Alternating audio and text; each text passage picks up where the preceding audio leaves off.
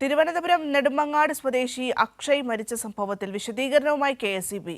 സ്വകാര്യ വ്യക്തിയുടെ പറമ്പിലെ മരത്തിന്റെ ശിഖരമാണ് വീണതെന്നും കഴിഞ്ഞ 6 മാസം മുൻപേ തന്നെ കെ.എസ്.ഇ.ബി. മരങ്ങളുടെ ശിഖരങ്ങൾ മുറിക്കാൻ വേണ്ടി ആവശ്യപ്പെട്ടിരുന്നുവെന്നും പറഞ്ഞിരുന്നു. പക്ഷേ ഈ വ്യക്തി അത് തയ്യാറായിരുന്നില്ല എന്നുമുള്ള റിപ്പോർട്ടാണ് ഇപ്പോൾ വരുന്നത്. ആദ്യം പ്രതികരണം കാണാം. ഇന്നലെ അർദ്ധരാത്രി അതിദാരുണമായ ഒരു സംഭവമാണ് ഉണ്ടായത്. 19 വയസ്സുകാരനായ അക്ഷയ് എന്ന് പറയുന്ന ഈ നാട്ടിലെല്ലാവർക്കും പ്രിയപ്പെട്ടൊരു ചെറുപ്പക്കാരനാണ്. അവർ കാറ്ററിംഗ് കഴിഞ്ഞ് തിരിച്ചു വരുന്ന വഴിയാണ് ഈ ദുരന്തത്തിൽപ്പെട്ടത്. തീർച്ചയായിട്ടും അതേ സംബന്ധിച്ച് അന്വേഷണം നടത്തേണ്ടതുണ്ട്. ഇപ്പോൾ 2-3 കാര്യങ്ങൾ വരുന്നുണ്ട്. ഈ പ്രൈവറ്റ് പ്രോപ്പർട്ടിയിലൊരു മരമാണ് ഒടിഞ്ഞു വീണത്. അവിടെ ആ മരങ്ങൾ മുറിച്ചു മാറ്റണമെന്ന് ആവശ്യപ്പെട്ടിട്ട് അവരത് ചെവിക്കൊണ്ടില്ല എന്നൊരു വാർത്തയും കേൾക്കുന്നുണ്ട്. ഇതെല്ലാം ഈ സന്ദർഭത്തിൽ അന്വേഷിക്കേണ്ടത് തന്നെയാണ്. നമുക്കേതായാലും ഇപ്പോൾ ഒരു ചെറുപ്പക്കാരൻ്റെ ജീവൻ നഷ്ടപ്പെട്ടു. ആ കുടുംബത്തോടൊപ്പം നിന്ന് അവരെ ആശ്വസിപ്പിക്കുക എന്നുള്ളതാണ് പ്രാഥമികമായ ഒരു കടമ. ഞാൻ ഇലക്ട്രിസിറ്റി മന്ത്രിയെ ഇത് വിവരം അറിയിച്ചിട്ടുണ്ട്. അദ്ദേഹം ഞാൻ പറയുമ്പോൾ തന്നെ ന്യൂസിലൂടെയും മറ്റും ഇവിടുത്തെ പഞ്ചായത്ത് മെമ്പറുമൊക്കെ അറിഞ്ഞു കഴിഞ്ഞു. അതുകൊണ്ട് CIക്കും ബന്ധപ്പെട്ട ഉദ്യോഗസ്ഥന്മാർക്കും എല്ലാം നിർദ്ദേശം കൊടുത്തിട്ടുണ്ട്. സാരംഗ് ചേരുന്നുണ്ട് വാർത്തയുടെ വിശദാംശങ്ങൾ നൽകുന്നതിനായി. സാരംഗ്, വളരെ ദാരുണമായിട്ടുള്ള ഒരു സംഭവം തന്നെയായിരുന്നു. എന്തായാലും ഇതിലിപ്പോൾ വിശദീകരണം വന്നിരിക്കുന്നു എന്നുള്ളതാണ് ഇതിൽ ഏറ്റവും പ്രധാനപ്പെട്ട ഒരു കാര്യം. ഈ ഉടമസ്ഥൻ ആ മരം മുറിക്കാൻ തയ്യാറായിരുന്നില്ല എന്നുള്ളതാണ് പ്രതികരണത്തിൽ നിന്ന് മനസ്സിലാക്കാൻ പറ്റുന്നത്. എങ്ങനെയാണ് വിവരങ്ങൾ?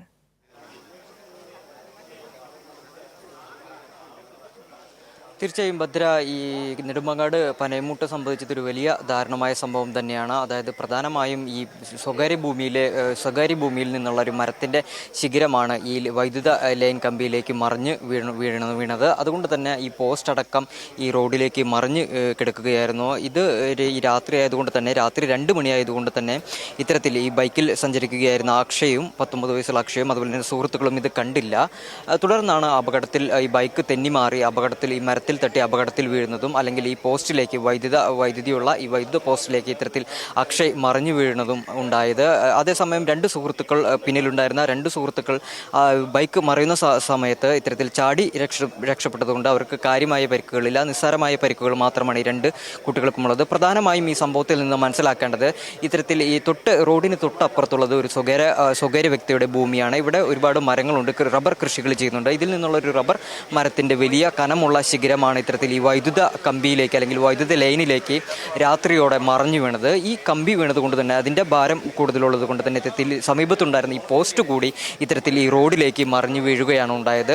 ഈ രാത്രി കാറ്ററിംഗ് ജോലി കഴിഞ്ഞ് മടങ്ങി വരികയായിരുന്ന അക്ഷയും സംഘവും, അതായത് 3 പേരും ഇത് കണ്ടില്ല. രാത്രി ആയതുകൊണ്ട് തന്നെ ഇത് അവരുടെ ശ്രദ്ധയിൽപ്പെട്ടില്ല. തുടർന്നാണ് ഇത്തരത്തിലൊരു അപകടം ഉണ്ടായത്.